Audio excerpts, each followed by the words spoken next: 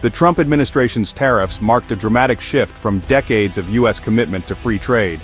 For years, American policy had focused on lowering trade barriers and encouraging global commerce. But in 2018, the White House took a new direction, arguing that previous deals had left American workers and industries vulnerable. Tariffs are essentially taxes placed on imported goods. By making foreign products more expensive, the goal was to encourage consumers and businesses to buy American-made alternatives, strengthening domestic industries and reducing reliance on overseas suppliers. To implement these sweeping tariffs, President Trump invoked the 1977 International Emergency Economic Powers Act, or IEPA. This law allowed the president to declare national emergencies, citing issues like the opioid crisis and persistent trade deficits as justification for broad economic action. The tariffs targeted a wide range of countries, most notably China, but also Mexico, Canada, and many others. Tariff rates varied, sometimes reaching as high as 50%, and affected hundreds of billions of dollars in goods, from steel and aluminum to electronics and everyday products. The administration argued these tough measures would protect American jobs, revive struggling factories, and force trading partners to negotiate fairer, more balanced trade agreements that would benefit the U.S. economy in the long run. However, the sudden spike in costs hit many U.S. companies hard, especially those that depended on imported parts or raw materials. Small businesses and manufacturers found themselves squeezed by higher expenses and uncertain supply chains. Retailers and manufacturers faced difficult decisions. Should they absorb the extra costs, risking lower profits, or pass them on to consumers in the form of higher prices? For many, neither option was easy. Ultimately, the administration's gamble was clear: accept short-term pain and economic uncertainty in hopes of achieving long-term security, a stronger negotiating position, and a more resilient American economy on the global stage. The tariffs triggered immediate legal challenges from states and businesses questioning the president's authority under IEPA. Plaintiffs argued only Congress can set broad trade policy, not the president. The U.S. Court of International Trade sided with businesses, ruling Trump had overstepped his authority. The administration appealed, but the Federal Circuit upheld the decision, citing the Constitution's clear delegation of tariff powers to Congress. Despite these defeats, the tariffs stayed in effect as the case moved to the Supreme Court. This legal limbo left businesses paying high import taxes, uncertain if they'd ever get relief. The stakes were enormous. The outcome would define the limits of presidential power over trade. American companies faced ongoing financial strain, waiting for a final answer. The stage was set for a historic Supreme Court showdown. The Supreme Court took up the case, focusing on whether the president could use IEPA to impose sweeping tariffs. The justices ruled decisively. The president had exceeded his authority. The court said IEPA allows emergency action, not a wholesale rewrite of trade policy. That's Congress's job. Allowing such power would erase the Constitution's separation of powers. The decision didn't affect earlier steel, aluminum, or China tariffs under other laws. It specifically struck down the IEPA-based tariffs, setting a precedent for future presidents.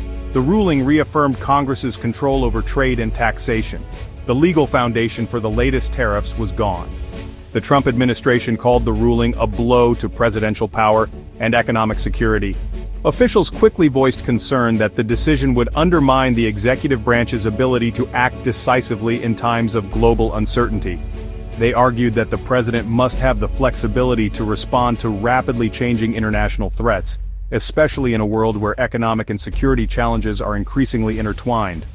Officials argued tariffs were vital for fighting trade deficits and pressuring countries on issues like fentanyl. They insisted that these measures were not just about economics, but about national security and protecting American jobs from unfair foreign competition. The administration maintained that tariffs were a necessary tool to level the playing field and force other nations to address long-standing issues. They warned that losing this tool would weaken America's global leverage and slow responses to economic threats. Without the ability to impose tariffs swiftly, officials claimed, the U.S. could be left vulnerable to sudden market disruptions or hostile trade practices from rival nations. Treasury Secretary Scott Bessent cautioned that refunding collected tariffs, up to $1 trillion, could trigger a fiscal crisis. He described the potential for massive budget shortfalls, warning that such a move could disrupt government programs and shake investor confidence in the U.S. economy. On the other side, Small businesses celebrated the decision as a lifeline. For many, the ruling represented a rare victory after years of struggling to stay afloat under the weight of new tariffs. Many had struggled to survive under massive new costs, forced to raise prices, cut jobs, or risk closure. The tariffs had rippled through supply chains, making it harder for small companies to compete and threatening the livelihoods of workers and families across the country. For importers like VOS Selections, the tariffs threatened their very existence. Businesses that relied on global goods faced impossible choices, with some on the brink of shutting down entirely. Across industries, business owners argued tariffs were a direct tax on Americans, not foreign competitors. They pointed out that higher import costs meant higher prices for consumers, squeezing household budgets and reducing demand. The Supreme Court's ruling offered hope for stability and predictability. For many, it was a sign that the rules of trade might finally become clearer, allowing businesses to plan for the future. The debate exposed the real-world impact of trade policy on everyday businesses. It highlighted how decisions made in Washington ripple out to main streets and factory floors nationwide. Relief was tempered by uncertainty about refunds and the future of U.S. trade. Many business owners wondered if the victory would last, or if new challenges were just around the corner. The legal victory was just the beginning of a new economic challenge, as both government and business braced for the next chapter in America's trade story. The Supreme Court's decision sent shockwaves through the economy, especially for small and mid-sized businesses. Many had paid huge sums in tariffs, squeezing profits and disrupting operations. The ruling offers hope for relief, but the refund process will be slow and complex. The broader question, will removing tariffs lower prices and ease inflation, or hurt U.S. industries? The case reignited debate over the president's power versus Congress's authority. The court's decision reasserts that Congress, not the president, controls trade and taxation. Future administrations will need to work with lawmakers for major trade changes.